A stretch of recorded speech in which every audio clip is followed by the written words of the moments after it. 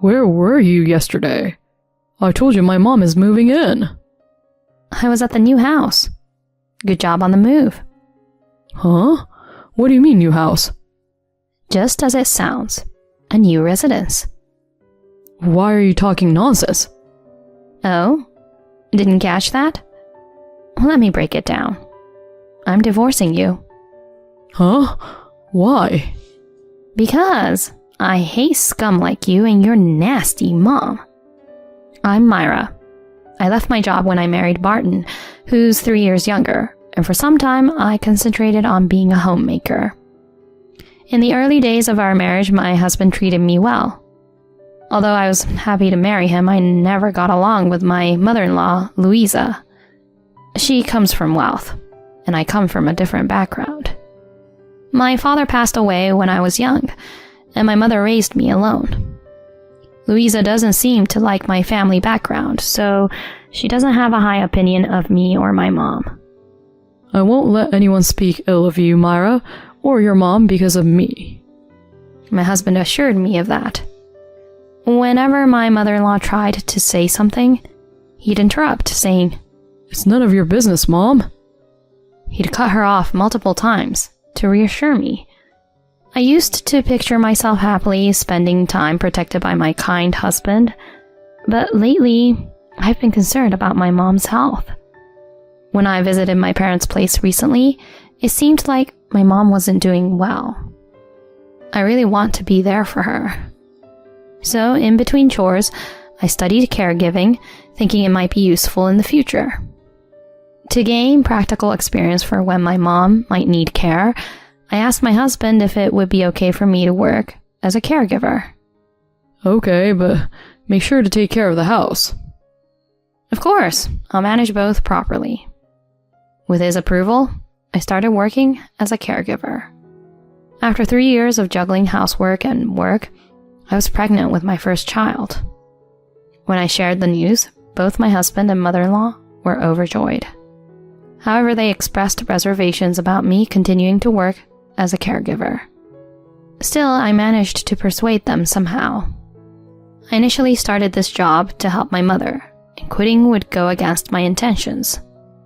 Around the time I had gotten quite used to my caregiver job, my phone rang during work. The call was from the hospital, where my mother was rushed to the emergency room. I informed the facility manager of the situation and hurried to my mother's side. Then I was informed by the doctor that she had terminal cancer. Her remaining time was not long.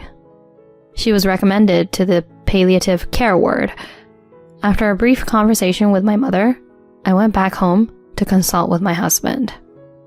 I conveyed what the doctor told me to my husband.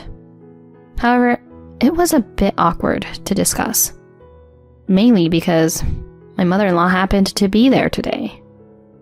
Oh, I see. Must have been tough for you. Do you think we could take care of my mom here? No way. I wasn't asking her. It's depressing to have such a very sick person in the house. When Barton comes home from work, he'll have to be concerned about it, right? It's better to leave that kind of thing to professionals. Well, yeah, that's true. What? If she has a short life expectancy, then palliative care becomes crucial, right? I mean, isn't it tough for your mother to be here experiencing pain? Besides, I don't like coming home from work and having to worry about it either. Despite my husband's previous protective words for me and my mother, he calmly expressed his reluctance. I was very shocked. Still, I bit the bullet, all for my mother. You know why I got a caregiver qualification, right? I wanted to care for my mom. I want to be by her side until the end. Please. It doesn't have to be while living together, right? You could visit the palliative care ward. She'll kick the bucket soon anyway. Oh, look here. Your time needs to be used wisely. Really, it's a waste of time. Barton is right. If you handle it, everything will neatly fall into place. Honestly, I won't accept a daughter-in-law wanting to take care of her own mother especially one who just came here. This is absurd. I could clearly see my husband's true nature. He is not a kind person. He doesn't understand other people's feelings. In the end, my mother was admitted to a facility specializing in palliative care close to our home.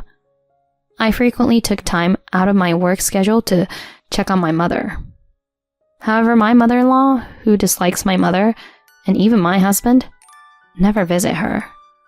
Moreover, they don't even inquire about my mother's health. I am happy that I am able to conceive a child, but I am disgusted by the fact that my husband is the father. Your belly has gotten bigger. Yeah, the baby is growing well. I'm looking forward to meeting my first grandchild.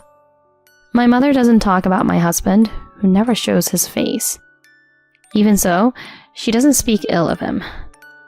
It is sad and makes me grow angry at my husband. My mother is getting weaker by the day. When I see my mother, who does not whine even in such a situation, I cannot hold back my tears. Mom, make sure to see your grandchild's face. Of course. I'm really looking forward to it. And 2 months later, my first daughter was born, and my mother met her. Even at this time, my husband and my mother-in-law strongly opposed the idea.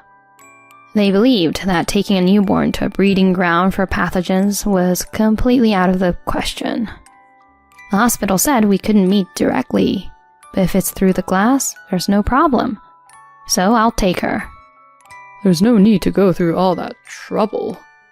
Taking a newborn around like that, isn't that being an unfit mother? It's just on the way back from the hospital checkup. Even so, it's a long journey for the child. Long journey? The hospital is on the way between the maternity clinic and home, right? Barton looked puzzled. He didn't even remember where my mother's hospital was. Stop with the excuses. Some things are just not acceptable. As a daughter-in-law, you should listen to what we say, shouldn't you? So will Barton and you take the child for a checkup? Huh? If I go for a checkup, I'll definitely stop by my mother's hospital. If you can take the child to the hospital, I'll just rest at home. I can't drive. There's a convenient thing called a taxi, you know. That's too much trouble. Besides, it's dangerous to put a baby in a taxi. As long as Barton drives the car, we won't have a problem. I have work. I'm entrusting the child to you. So neither of you will even move for the sake of the child. I'll take the child for the checkup, so it's not a problem. In the end, neither of them had any intention of cooperating, even for the sake of the child. Checkups are for both the mother and the child. So I also have to go to the hospital, but my husband doesn't even understand that. It seems he has no interest in me or the child. Of course, I understand the reason behind it. However, now is not the time to openly discuss it. Right now, I want to prioritize my mother. After the checkup, I headed to my mother's place. After consulting with the hospital, we had a face-to-face meeting through the glass in the first floor recreation room. My daughter and I met my mother from the outside. My mother, who came in a wheelchair, gave my daughter a wonderful smile. I wished she could hold her. I was resigned to the fact that such a wish would not come true. However, when the doctor signaled to me, my mother in a wheelchair and the director came out to meet me at the hospital entrance. Director? I'm not the hospital director right now. I'm going on a break, so this time it's private. I'm just a regular guy. I don't know the hospital rules, but just for 5 minutes. My mother and I lowered our heads respectfully. Then my mother gently placed the baby on her lap. She's adorable, truly adorable. Myra, you did well. Good job. Even though she's still small, she feels quite heavy, doesn't she? I'm grateful she was born healthy. Thank you. With tears in her eyes, my mother smiled as she looked at my daughter. It brought joy to spend even a short time together with my mother and daughter. However, that night, my mother's condition suddenly worsened.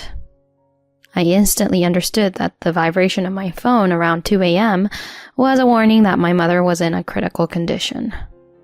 What the heck? At this hour? Why didn't you turn off your smartphone? I'm tired from work.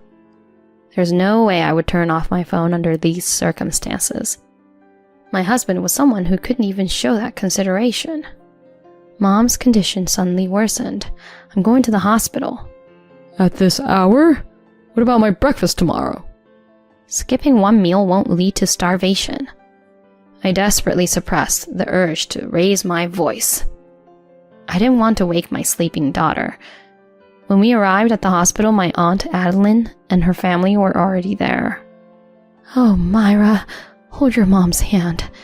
When Barton and the others arrive, I'll guide them, so don't worry. They're not coming. Huh? Is that so? Yes. My mother was already in a deep state of unconsciousness. Mom. Myra. Mom. Don't cry. Today, your dad will come home soon. Let's all go out to eat. Oh, Myra, you're so cute. My mother's last moments were filled with a smile. Until the very end, she smiled. Until the very end, she peacefully entered into restful sleep with our family. My mother did her best with a strong will to see her grandchildren. It was a great relief for me to be able to let my mother see her daughter, even though I was deeply saddened. Afterward, I arranged the funeral, but there was no assistance from Barton's side. Supporting me while staying by my side was my aunt's family. None of Barton or his relatives showed up at the funeral. After the funeral, when I returned home with my daughter, Barton was waiting at the entrance. Bringing a newborn to a funeral is inauspicious. I ignored my husband and entered the house. In the living room, my mother-in-law Louisa was present. What's with that gloomy face? We all have a life expectancy. Your mother just reached hers early, that's all, right? Well, life expectancy is a fixed thing. By the way, how much is my mother-in-law's inheritance? Huh?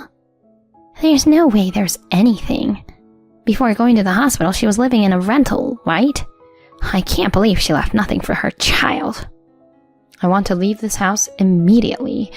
I want to divorce my husband and live alone with my daughter. But I don't have the financial means to do that right now. If only I had the money, I wouldn't need to stay in this house. As my mother-in-law said, my mother's inheritance was meager. But if there's a lump sum, I can easily take it from my husband. That's because he is cheating. I've noticed it for a while now. The lingering scent of body soap from his suit, no signs of sweating on his dress shirt despite being out. I also know he brings his smartphone into the toilet and bathroom. And the decisive evidence was witnessing my husband arm in arm with an unfamiliar woman entering a hotel. I have evidence. Up until now, I had prioritized my mother, putting this matter on hold. But now, presenting this evidence, I can demand compensation for emotional distress. I could make my husband pay $30,000 and the woman $10,000. But with my meager salary, can I make my daughter happy with just $40,000? Taking away a father from a daughter who knows nothing. Is it okay to do such a thing? Various thoughts race through my mind, and I find myself stuck. The days of agonizing thoughts continue, and in the blink of an eye, it's been a year since my mother passed away. To commemorate my mother, I had a meal with my aunt's family. My aunt's family took care to arrange everything for me.